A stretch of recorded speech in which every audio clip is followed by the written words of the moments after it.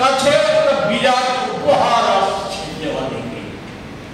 তো দেওয়ালি গিফটের আগে, দেওয়ালি আসার আগে সম্প্রতি মোদি ওনার জিএসটি কাউন্সিলকে দিয়ে উনি জিএসটির যে কর যা লাগু হয়েছিল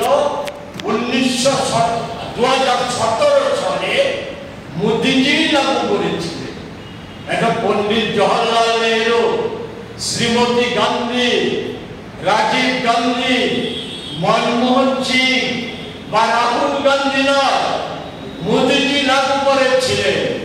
আমরা বলেছিলাম, কংগ্রেস বলেছিল, আমাদের নেতা বর্তমান দেশের বিরোধী দলের নেতা রাহুল গান্ধীজি বলেছিলেন এ হচ্ছে গব্বর সিং ট্যাক্স।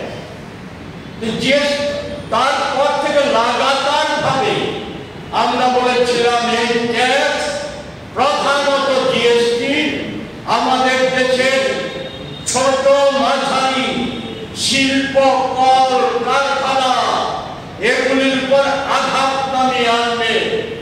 আমাদের দেশে শ্রমজীবী দরিদ্র অংশের মানুষ তাদের জীবনে আর্থিক সংকট ঘনিয়ে আনবে, নামিয়ে আনবে। এই জিএসটি পুনর্বিন্যাস করার দাবি আমরা করেছিলাম, অনেক ক্ষেত্রে আমরা প্রত্যাহারের দাবি করেছিলাম, লাগাতার ভাবে করে আসছিলাম। এর জন্য আমাদেরকে বলা হতো দেশদ্রোহী, দেশবিরোধী। রাহুল গান্ধীকে বলা হতো, মোদিজি বলেছেন বারবার যে রাহুল গান্ধী শহরে নকশালদের মতো কথা বলছে, দেশের স্বার্থ উনি বিবেচনা করছেন। যাই হোক, মোদিজি জিএসটি কাউন্সিলকে দিয়ে জিএসটির হার পুনর্বিন্যাস করেছে। কি করেছেন না করেছেন এটা আপনারা অবগত আছেন, আমি বলে সময় না।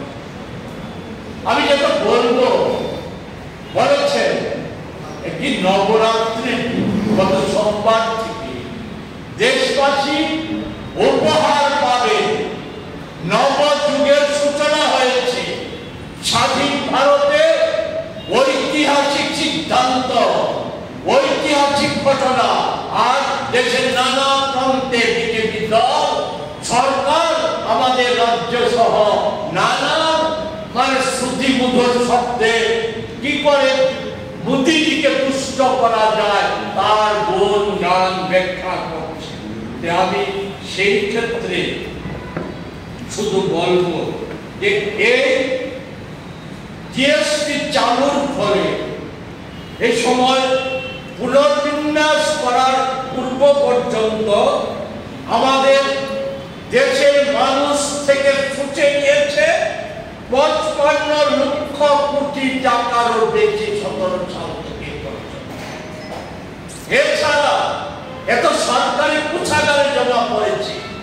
এছাড়া যে আমাদের জিএসটি বিষয়ক তদন্তকারী সংস্থা, মোদির নিয়ন্ত্রিত, মোদি সরকারের নিয়ন্ত্রিত সংস্থা, কংগ্রেসের হিসাবদার, ওনারা 2020 থেকে 24 সাল পর্যন্ত একটা হিসাব দিয়েছেন।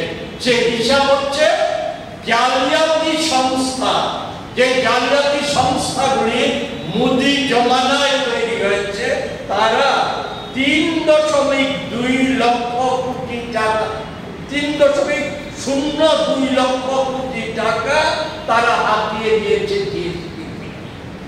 আমি যেটা বলেছিলাম যে পেছনে উত্তেজনা, আমি আরেকটা এর সাথে শুধু যুক্ত করতে চাই।